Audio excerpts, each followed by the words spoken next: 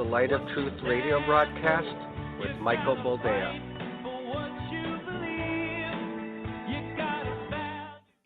Hello, comrades. It is my good pleasure to welcome you today. Welcome to socialism. If you do not know what this means, you will see shortly. Anyway, welcome to the program. Thank you for joining us. This is the Light of Truth radio broadcast. I am, as ever, your humble host, Michael Boldea. And, well, here we are. Told you so. I know. I shouldn't gloat, but here we are. Today is, November the 6th, the year of our Lord, 2025. A new mayor has been duly elected in New York. And those that do not know what it is to have a job are celebrating endlessly. From one man who never held a job to another, Bernie Sanders said, "We need more like him." Indeed, because why not? Now, as one other of our comrades once said long ago, we do not have to invade the United States. We will destroy you from within. Seems kind of prophetic now, doesn't it? This was Nikita Khrushchev back a long, long time ago. And that was his conclusion. We don't have to invade you. We're just going to destroy you from within. And when it happened in Minneapolis, people were shrugging. When it happened in other smaller towns, people were shrugging. But now, the Big Apple, as the kids like to call it, New York itself, has a unapologetic communist as its new mayor. Now, this isn't just a tale of two cities. This is a clash of cultures. It's a clash of two ways of life and two opposing systems. I remember that Ronald Reagan once said something that stuck with me, even though when I heard it, I was but a babe. He said, the 9 most terrifying words in the English language are, "I'm from the government and I'm here to help." Now, juxtapose that with the duly elected new mayor of, well, New York City, who said there is no problem too large for government to solve.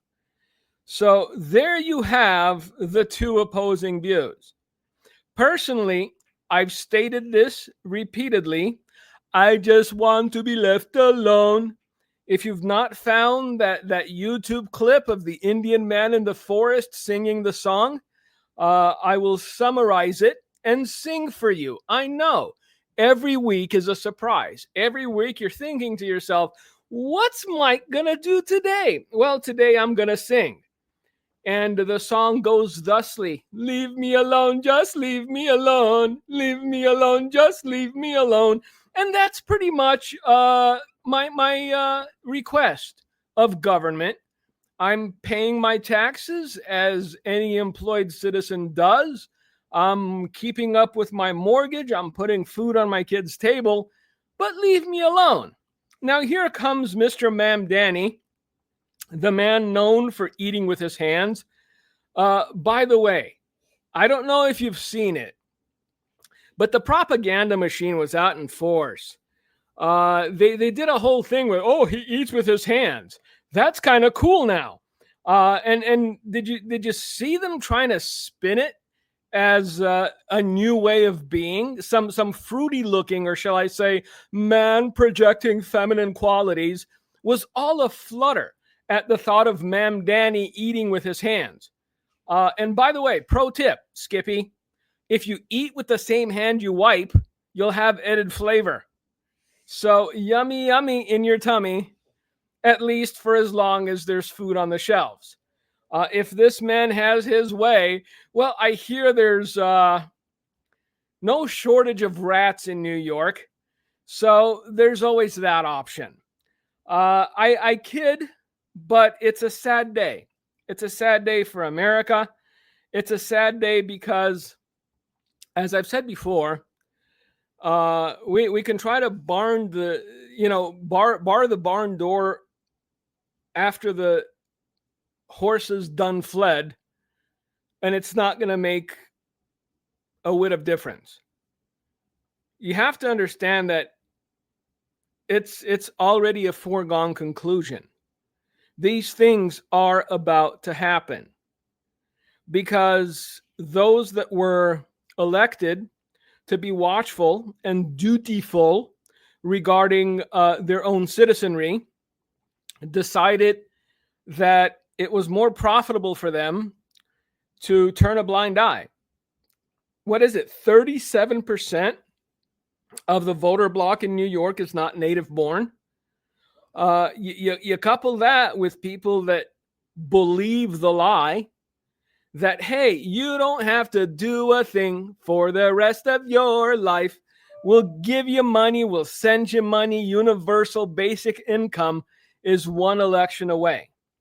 The problem is if nobody works, then everybody starves. That's the thing they're unwilling to say out loud. And it's not as though this is a new thing. Every time it's been tried, it has failed miserably. But we refuse to learn from the mistakes of those that came before us. We refuse to study history and see where mankind failed and how long it took for them to crawl their way back up to even, I guess. There's that saying, you can vote your way into socialism, but eventually you'll have to shoot your way out of it. I think that one of the reasons a lot of the current administration is reticent to do away with, what is it called? Where you need 60 votes, the filibuster. The reason they're unwilling to do away with the filibuster is because they understand that once that's gone, majority rules, and if these people ever get back into power, within 6 months, you won't recognize the nation you live in. I understand that the big orange man wants to do away with it because, government is still shut down. Apparently, there's planes dropping out of the sky. Federal workers aren't being paid. And we're already a month and change into this.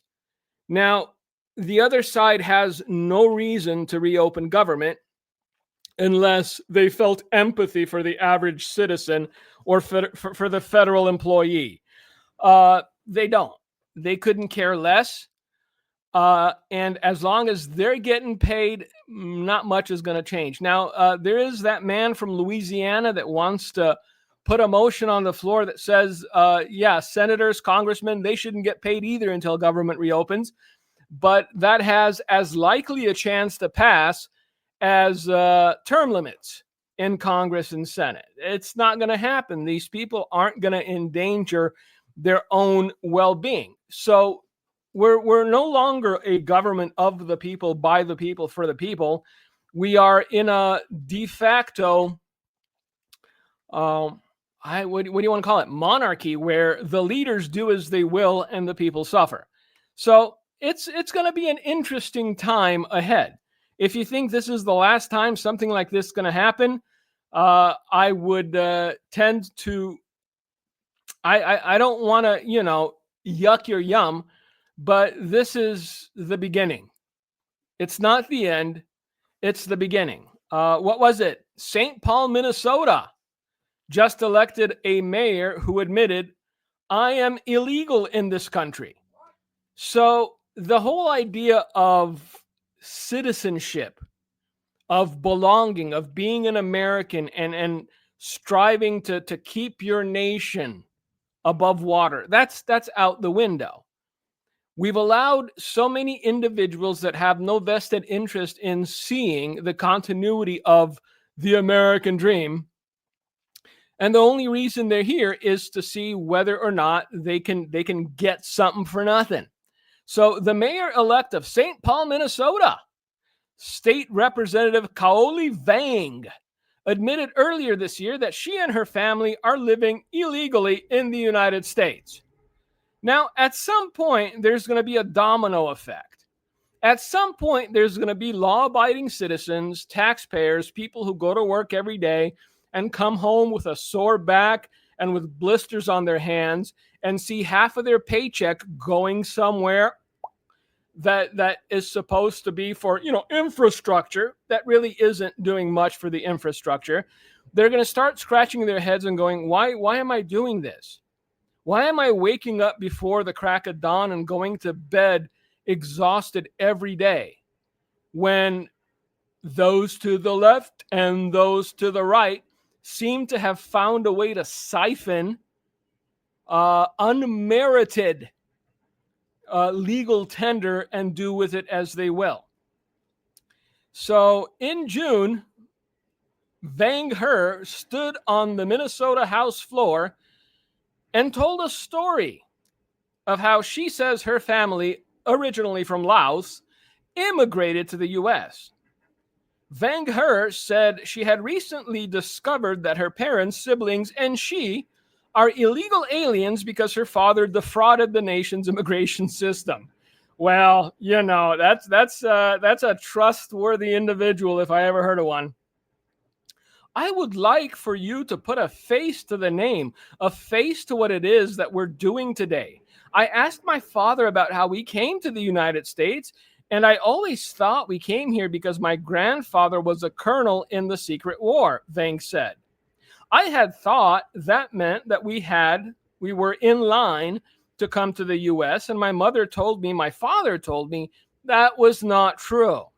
Even though my parents both worked for a Christian organization, and my father actually worked at the U.S. consulate because he was one of the few people who could speak English, and he could type really fast, and apparently that was a very valued skill then. So they had my father move away from the refugee camp, from my mom and my sisters, and he went to live at the consulate, where he processed all of the paperwork for the refugees that came to America. And we had missed our time to come to the U.S. 3 times. And if we didn't come that last time, we would have not been able to come to the U.S. And I said, wow, what luck of ours. And my mom said, it wasn't luck. We did not have our names on the list to come to the U.S. because even though your grandfather worked for the CIA, the only people that had names to come to the U.S. were if you were in the direct military, in the CIA, or you worked for USAID. We did not do either of those. My parents' Christian organization did not count. And so what my father did, one of our uncles worked for USAID and his mother had died. And because his mother had died, my father was the one processing the paperwork, put my grandmother down as his mother. And so I am illegal in this country. My parents are illegal here in this country. And that's that. Now she's the mayor of St. Paul, Minnesota. So slow clap. Congratulations, Madam Mayor, illegal as you might be. Look, I'm going to be perfectly honest. My hope and prayer is that everyone who votes for an admitted socialist and communist lives long enough so they can experience the full measure of what they have planned. I don't want you to, die. No, you deserve to live. You deserve to live in the dystopia that you helped create. Because kids, it's coming. It's coming. And I promise you, with it will come persecution against Christianity in varied forms because it was foretold. I know it's a stickler with me. If the Bible says something, I'm going to believe it. That's just the way it is. Look, I've said this before. You can't legislate morality. But evidently, you can't impose common sense on people either. While we're waiting for the overhaul of New York City, I'm hoping those who voted this man into office have their helmets and their jewel cups handy. This is what happens when an entire generation refuses to learn from history. I think that anyone that has legally immigrated to these United States from communist or former communist countries understand what this means. And I know that the Republican Party is trying to downplay it, and the Democrats are trying to, oh, this is the greatest thing since sliced bread. But the reality of it is, it will fundamentally change this nation. And we discussed this, I don't know, 3-4 months ago. Once you had high school, elementary school, and college professors praise the virtues of socialism to easily moldable minds, and once those minds became of voting age, the writing was already on the wall. Who was it? Kamala Harris. She of such divine intellect as to be not understood by us mortal men, said, yeah, voting age should be 16. Do you think that if it wouldn't help her party or her, I guess, next round of being disappointed and not getting elected because she's a woman and African? She's not African. Her parents had slaves, so let's not go there. And the fact that she's a woman really doesn't matter. The point is, she's incompetent. That's the reason she wasn't voted in. It was because she's unlikable, incompetent, can't put two words together to save her life. And if she were president, we'd have what we're seeing happen slowly in America on steroids. Now, again, back to the idea of doing away with the filibuster. If they keep dragging this on and the Republicans finally say, all right, we're going to do away with it, then come 2026, which isn't far away, come the midterm elections, if these people happen to get the House and the Senate or one of the two, then you're going to see everything humanly possible that they've been just fantasizing about being ushered in without any sort of hesitancy, or regardless of how many people would oppose it. Look, you can't have a true socialist dictatorship, and socialist and communist are interchangeable at this point, while your citizenry is still armed. They know this. And so the big push, if we do away with the filibuster, if they get the House and the Senate, will be to take away people's rights to self-defense via a firearm. Because once you have an unarmed populace, it doesn't matter what you say. As who was it? Joseph Stalin said, it doesn't even matter who votes. All that matters is who counts the votes. Why do you think they're so apoplectic about the idea of voter ID? Look, if I go to a bank to start an account, I need to show some form of ID. So the idea that, well, most blacks don't have ID, so you'd be, projecting racism if you ask them to show it. Stop. That's a lie. It's a lie that's been repeated so often. And what surprises me and astounds me is that the black community, the African American community, if you want to call it that, hasn't spoken up and said, hey, we're not idiots. We're not mentally challenged. We have ID. We have to show ID when we go buy that Crown Royale. We got it, baby. But see, they keep pushing the same message over and over again. And right now, somehow, they've managed to fracture the Republican Party. Whether this entire thing of how pro-Israel are you, or, well, we should do away with the filibuster, or we shouldn't. The one thing that's commendable about the Democrat Party at large is that they are in lockstep. It doesn't matter how foolish their ideas are. It doesn't matter how unpopular their ideas are. They go to the mattresses and they support whatever lunacy some fool comes up with. Oh, we need, gender affirming care. And, we need health care for pregnant trans men. What? How exactly does that happen, sir? It doesn't matter. We still need it. And everyone that was in the Democratic Party, because who was it? One of the luminaries, because there's so many on that side. And anytime I mention when I get it, well, you don't like him just because they're whatever, a woman or black. No, they're idiots. They're idiots that somehow got elected to office. And they will say anything they're paid to say, even if it makes absolutely no sense. That's just the reality of it.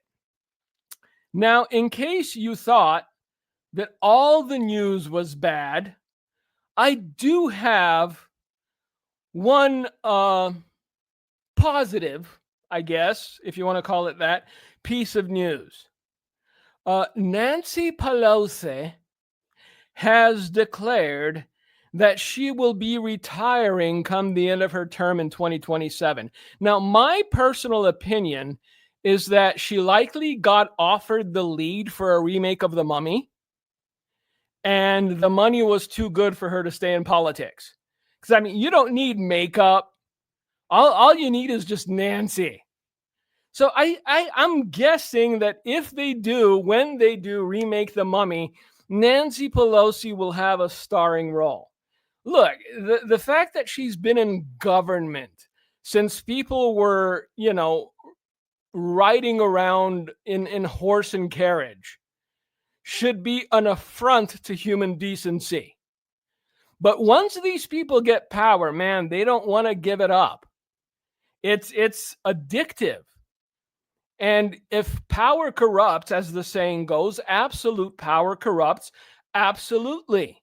And some of these individuals are absolutely corrupt.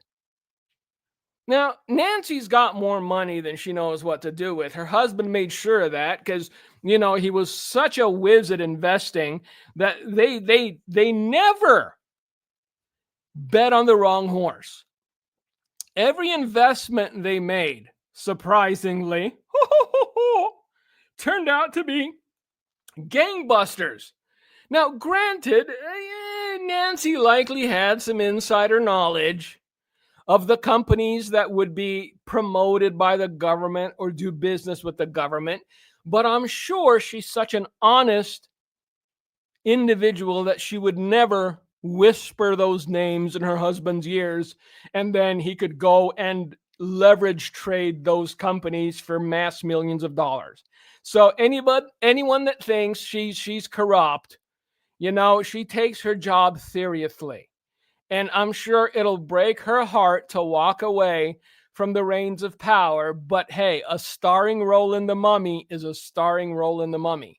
Now, the one thing that I'm curious, the one thing I'd like to see is how successful her significant other will be in trading stocks and in making investments after she leaves office. Will he continue the run? Will he still bat 100 out of 100? Will their profit margins still be 10, 15 times more than people who do this for a living? Inquiring minds want to know. I'm guessing likely not. Now, if you want to know how horrible a thing the election of a Muslim communist was to the mayor's seat of New York, you need look no further than the fact that billionaire Alex Soros, the son of the infamous other Soros, hails socialist Zoran Mamdani's victory as the American dream continuing. I don't think this was ever the American dream, but I do think that the old communists are having a good chuckle back in the old USSR. I know he's not alive anymore, but his children, like, hey, Grandpa, Dad was right. We didn't have to invade them. No, sir. We just had to convince the future generation that what we tried and failed at, what caused the death and starvation of millions upon millions of people, is something they should try to implement. That's where we are.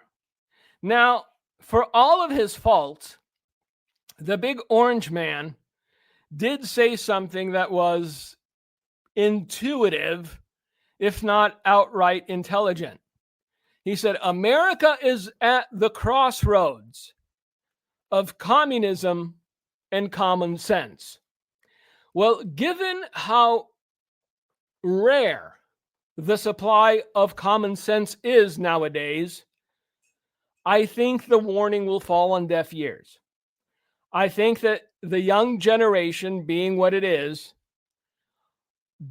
not understanding what a socialist government really means, only see the fact that they can, waste away the hours sitting in a nice lounge chair and cashing in checks from the government. It doesn't work that way. I know you like having options. You go to the store and there's 73 types of bread, with seeds, without seeds, white, sourdough, whole grain.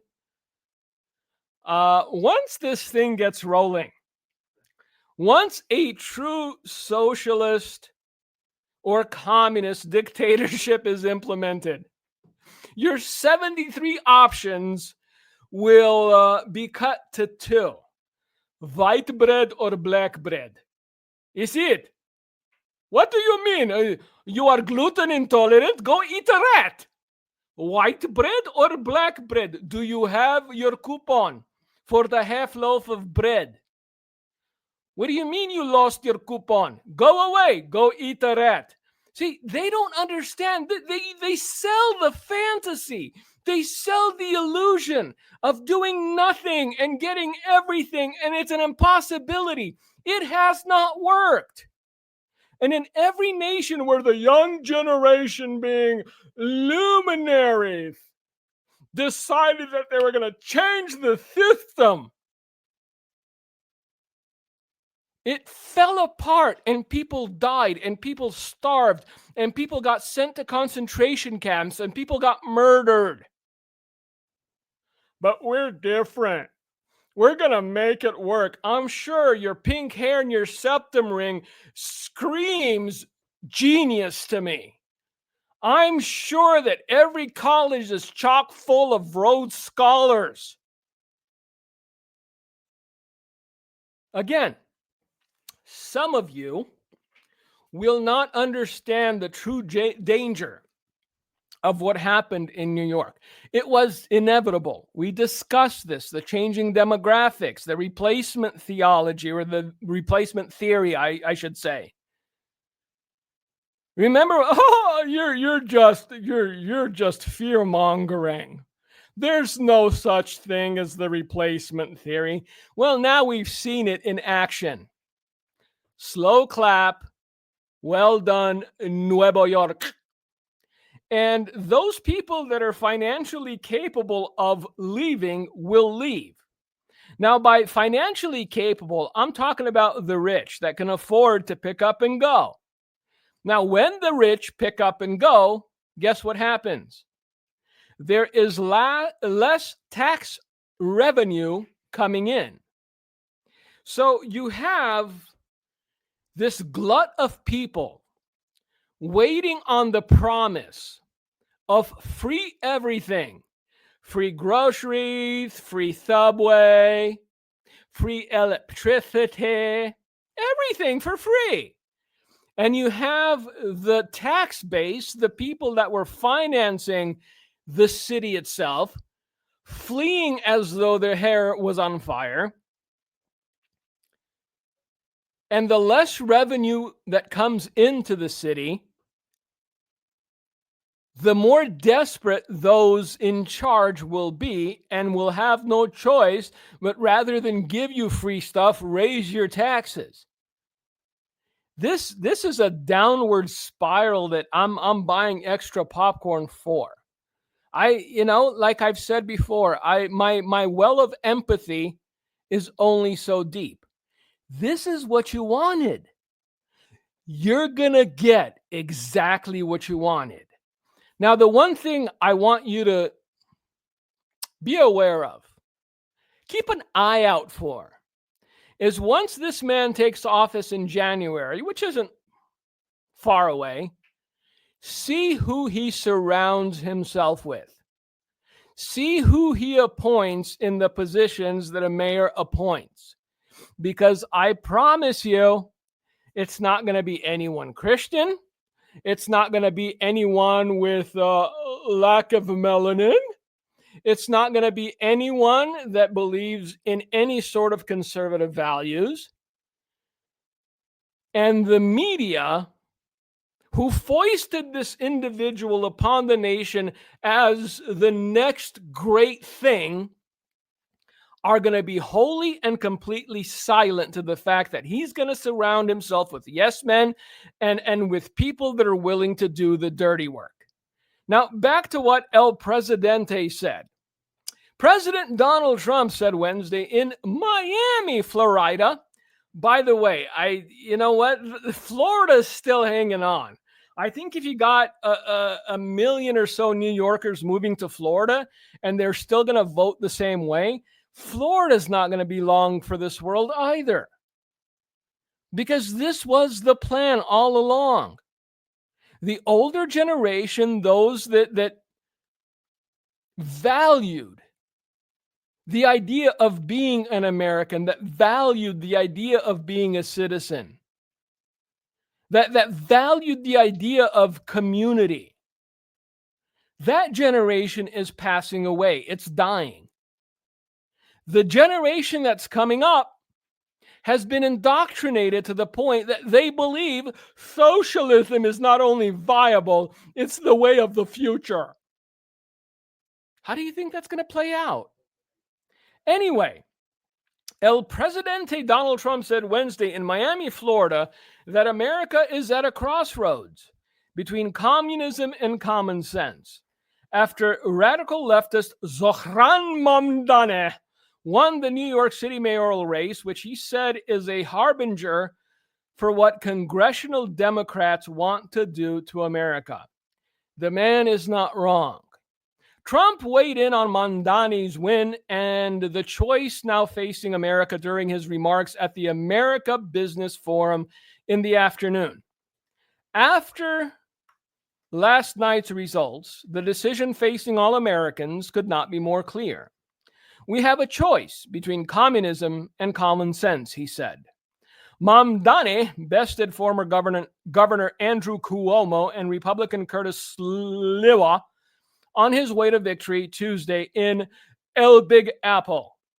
And you take a look back 1,000 years, communism hasn't worked. Now, granted, communism hasn't been around for 1,000 years. The idea of it, which was, from each according to their ability to each according to his need, has, popped its head up over the centuries. But it was crystallized by Marx, who was a man who refused to bathe, had a beard in which birds grew, and didn't like the idea of labor. So you go back to the author of the thesis and you realize, not really somebody we should look up to, but hey, free stuff is free stuff. If it worked, we'd be using it, I guess. But it hasn't worked. No kidding. Our opponents are offering an economic nightmare. We're delivering an economic miracle, Trump said, touting the record rapid investment that has been pledged since he took office.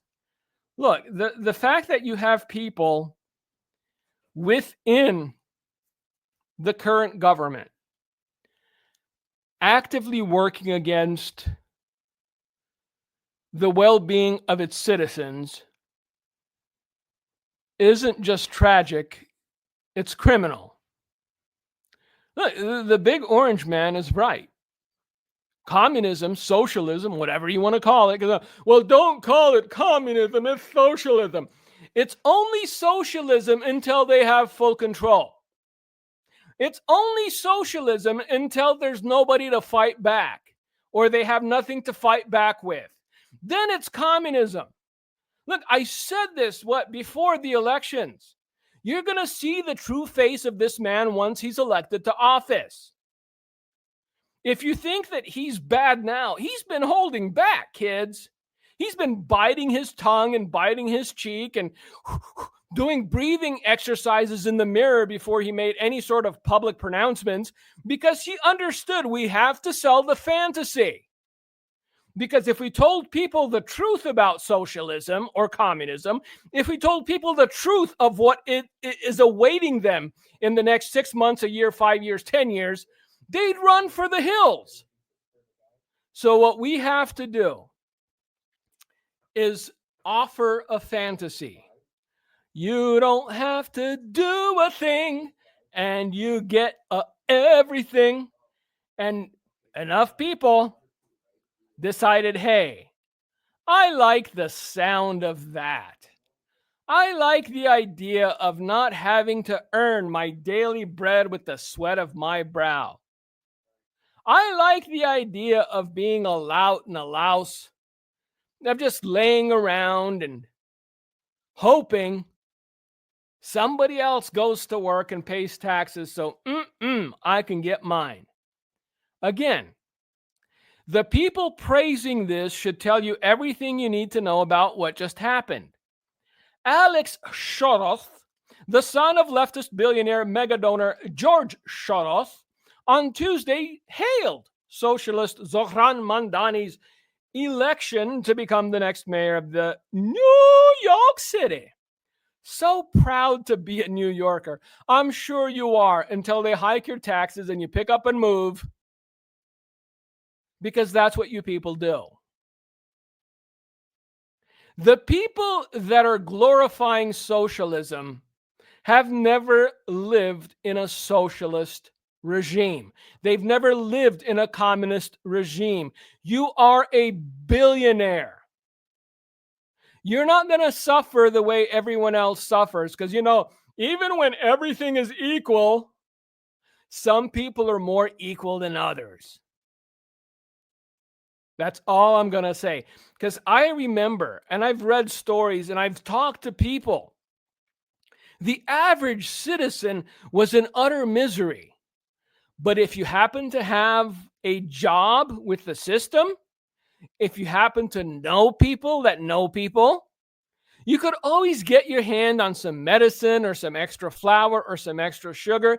And I know the young socialists who voted for this man are thinking to themselves, what am I supposed to do with flour and sugar? I thought things were going to come via Uber Eats for free. Nay, nay, pussycat. You're going to have to learn to cook.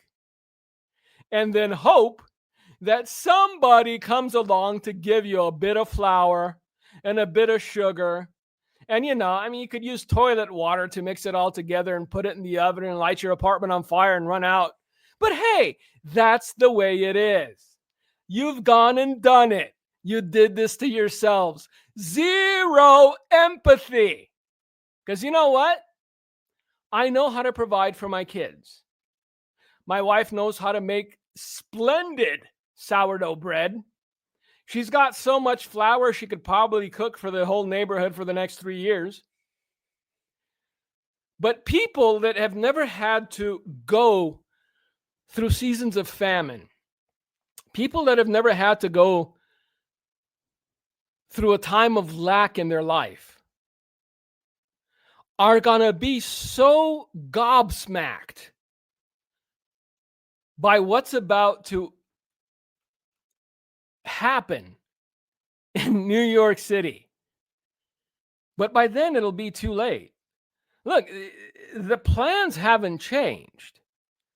As I've said countless times, the re-election of the big orange man wasn't an end to their endeavor. It was an inconvenience. They're still trudging along. They're still pushing forward. They still want what they want. And they know that a presidency is 4 years, 8 max. But those that are currently entrenched in government that have been around since bell bottoms were the thing, those people understand that all they have to do is wait it out. Or wait until the tide turns and the young generation steps up to pick up the mantle and vote for change. Oh, this nation. Oh, this nation. I can't. Common sense. Put a fork in it. It's dead. Anyway, just as, or if anyone was thinking that, hey, at least this one thing, but there's nothing else that's really pressing. Gotcha. Vladimir Putin orders officials to prepare for potential resumption of live nuclear weapons tests. But I thought we were all at peace. I thought everyone was getting along. Oh. President Vladimir Putin discussed what work Russia would have to do to perform a nuclear weapons test at short notice during a meeting of his Security Council in Moscow. The Russian president has instructed senior officials in his government to examine the state of preparedness of its nuclear weapons establishment to perform a live test, which could be the first in over 30 years, given the Comprehensive Nuclear Test Ban Treaty, if it were deemed necessary. Well, if Europe keeps pushing, it will be deemed necessary shortly. The conversation took place during a meeting of Putin's Security Council, which a Russian newspaper claims was supposed to be on road safety, but which got diverted into nuclear weapons instead. Why not? The question of preparedness came, it is stated, in response to comments by U.S. President Donald Trump last month that he had instructed the Department of War to start testing our nuclear weapons on an equal basis to other nuclear powers. That's, hey, that's one way to do it. We're not gonna try to de-escalate. We're not going to try to find some sort of diplomatic means. If you do it, we're going to do it. And if we do it, you're going to do it. And eventually, mushroom clouds off in the distance, grandma glowing in the dark. I know, but we're supposed to get raptured, so none of this matters. We're still here. I'm just pointing out the obvious at this point, but we're still here. And thankfully, I know it's short-lived, but thankfully, I have yet to hear another future date for when we're all going to get raptured. I'm sure it's coming. But as yet, I think those making predictions are licking their wounds and taking a little time. Hopefully enjoying the things they bought for cheap from those that thought they were going to get raptured. Putin told officials not just to make plans to potentially resume nuclear testing in the future, but also to investigate the intentions of the United States to understand what it has planned. The meeting was reportedly in some confusion over what exactly it is President Trump intends, and Moscow has complained this week that it has requested clarification from Washington on what it plans, but that it has received no response. Now, I will say this. One of the greatest strengths of this administration is its utter unpredictability. Look, if you know how somebody's going to act, you can mitigate against their actions. The big orange man has proven that you can't really put him in a box. He's unpredictable, whether for good or ill. See, the Russians are concerned enough by his unpredictability to go, we need some clarification on this. I mean, if we're going to go, let's go. But if it's just, saber rattling, then we've got some borscht on the oven that we'd like to, season properly. Russia broadsheet, The Record, reports that during the meeting, Russia's Putin stated that he would not resume nuclear tests unilaterally and would only do so in response to an American live nuclear test. If it's any consolation, I don't think we're going to be the first ones to do it. So with all of his bluster, I do believe the Orange Man understands the gravity of nuclear war. And unlike the gentleman Lindsey Graham, he has children and grandchildren. He has a family that he would like to see survive outside of a cave eating charcoal pills in the morning. Putin senior ministers were reportedly enthusiastic about moving quickly to make Russia ready for a nuclear test, so that if the United States performs one, the Russian Federation would be ready to demonstrate its own ability quickly afterwards.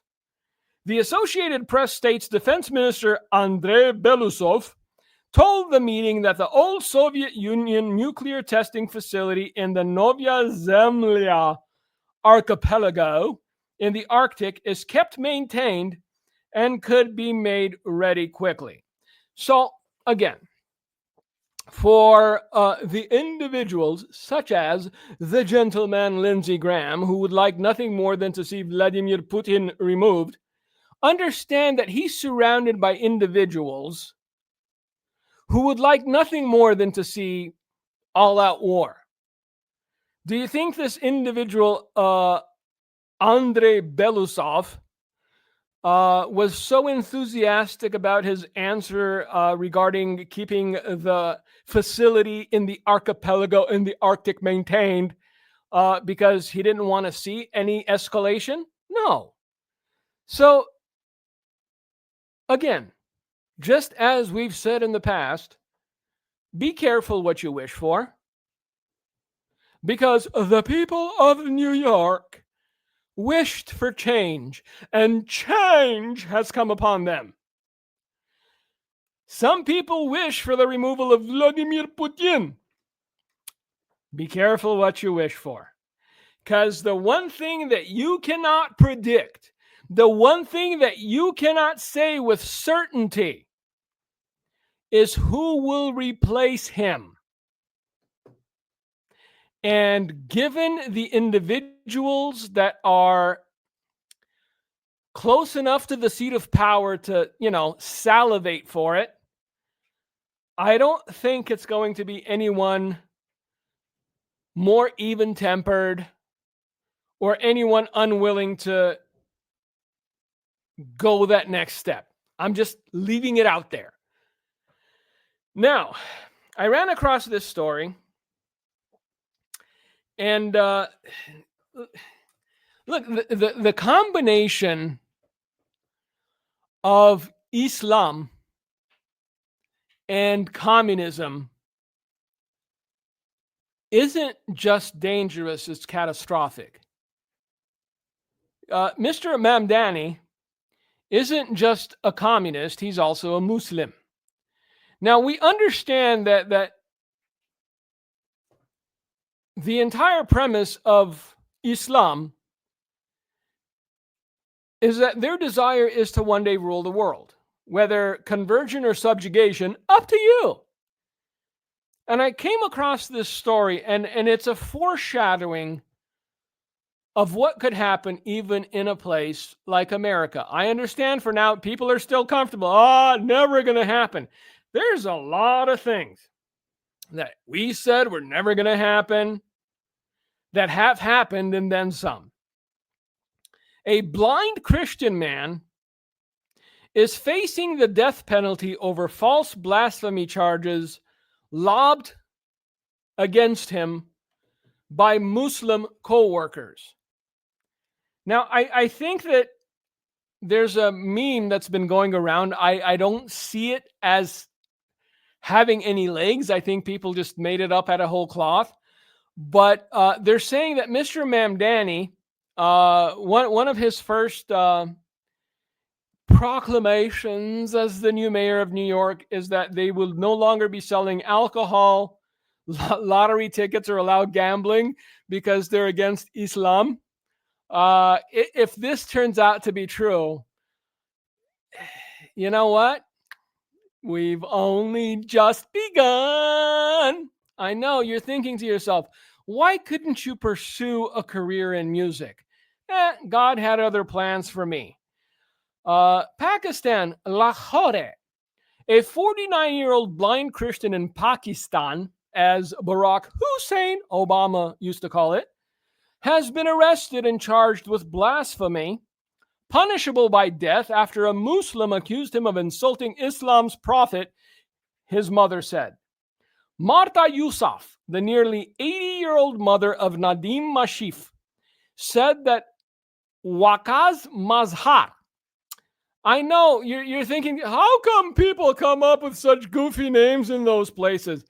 I'm sorry, but New York just elected a mayor named, what exactly? Zohran Mamdani. So let's not poke fun at names, because here we are. I'm sure that Zohran is going to be the number one boy name in New York City next year, because everybody wants them a piece of Zohran that eats with his hands, because, you know, that's true masculinity.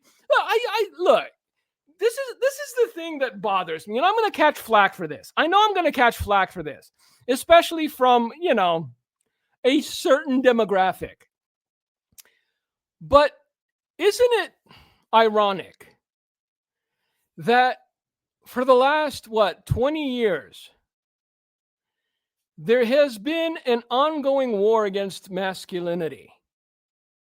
Women wanted men to be more like women.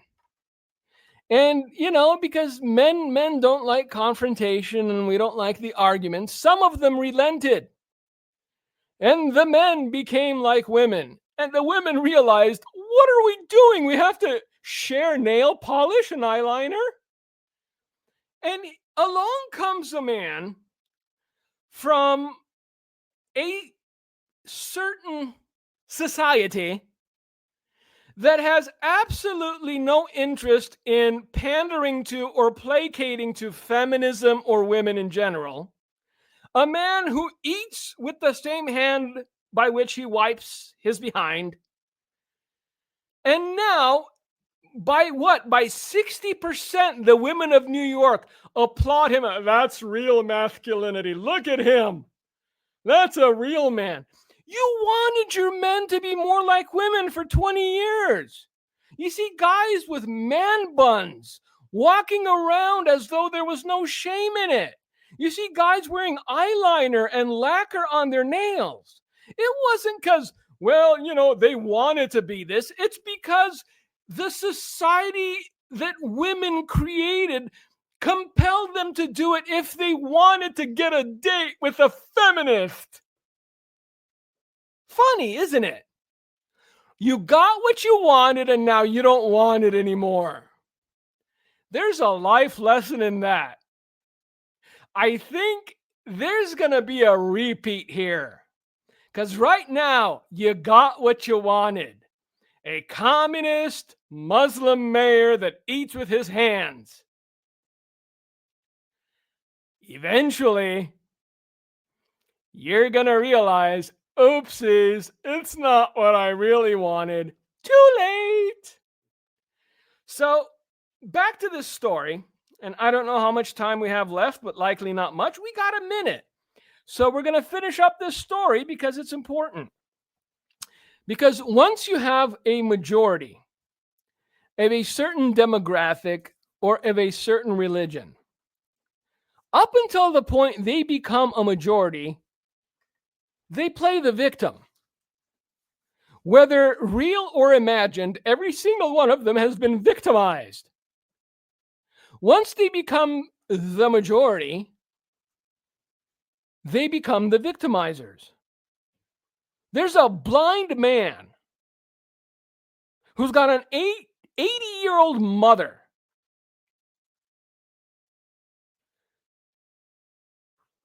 And this one individual that apparently turned him in for speaking against the prophet, often harassed him. Sometimes they even extorted money from him. Other times they threw water on him and called him names. Mazar works in the Model Town Park in Lahore as a parking contractor, where Masih also earned a meager income by providing a weighing scale for petty merchants.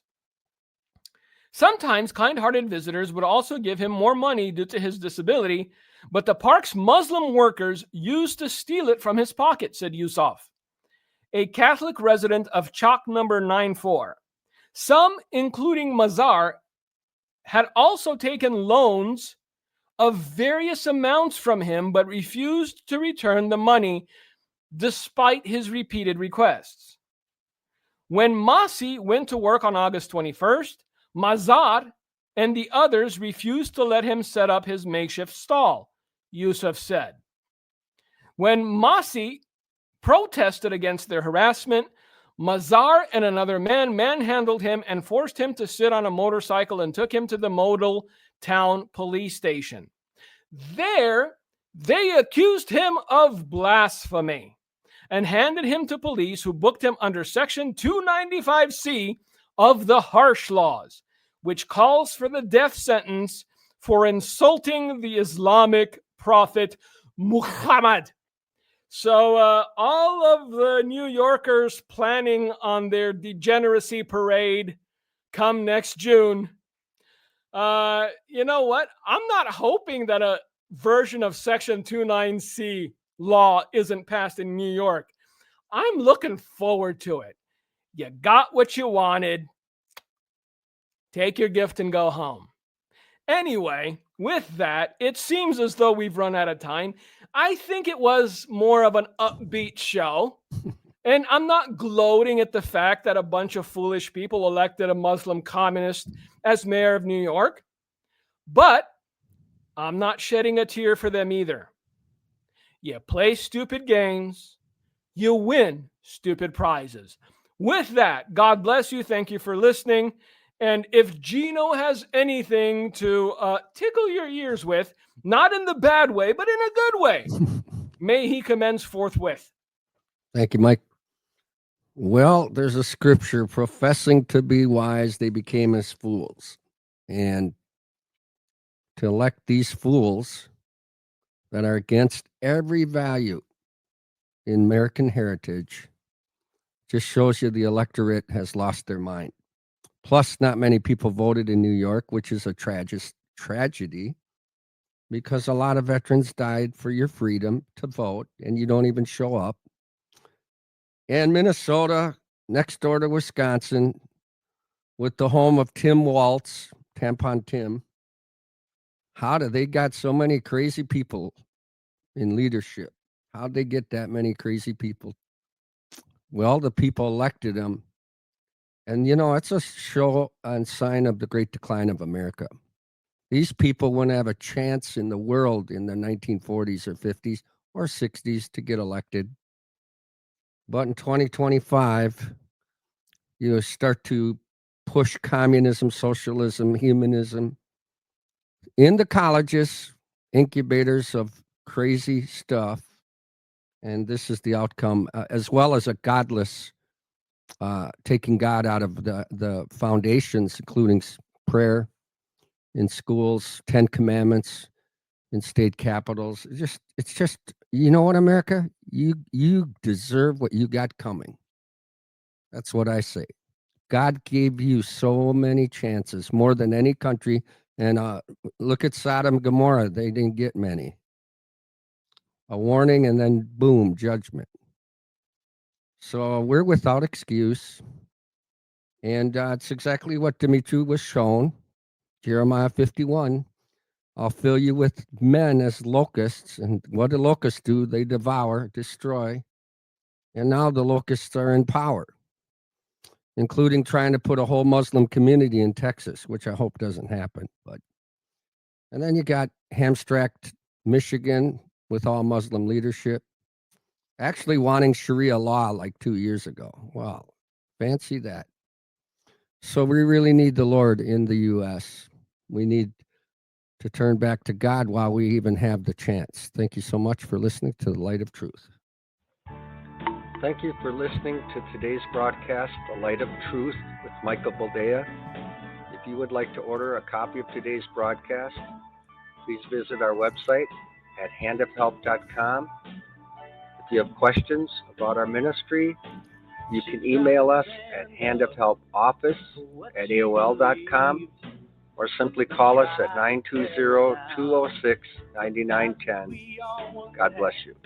They are all leaving and turning us